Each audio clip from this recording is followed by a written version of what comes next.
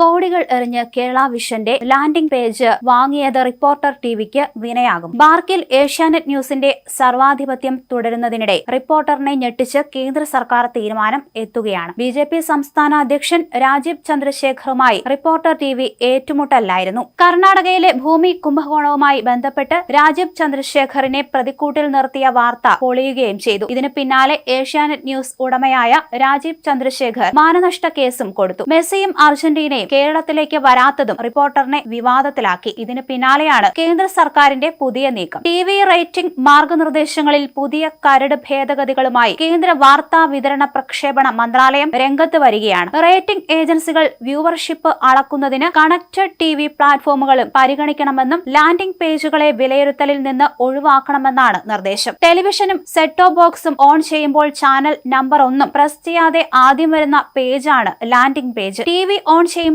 ആദ്യം ചാനൽ വരുന്നതിനായി വൻ തുക നൽകി ലാൻഡിംഗ് പേജ് സ്വന്തമാക്കുന്ന പ്രവണത രാജ്യത്തുണ്ട്. കേരളത്തിൽ കേരള വിഷനാണ് പ്രധാനപ്പെട്ട ഒരു കേബിൾ ഓപ്പറേറ്റർ. കേരള വിഷനിൽ റിപ്പോർട്ടറാണ് ലാൻഡിംഗ് ചാനൽ. കേന്ദ്ര സർക്കാരിന്റെ പുതിയ നീക്കം യാഥാർത്ഥ്യമാകുന്നതോടെ ഈ സാധ്യതയും റിപ്പോർട്ടറിന് നഷ്ടമാകും. അതിനുശേഷം വരുന്ന ബാർക്ക് റേറ്റിംഗിൽ റിപ്പോർട്ടർ ടിവിക്ക് ഇടിവുണ്ടാകുമോ എന്നത് ഇപ്പോഴേ ചർച്ചയാണ്.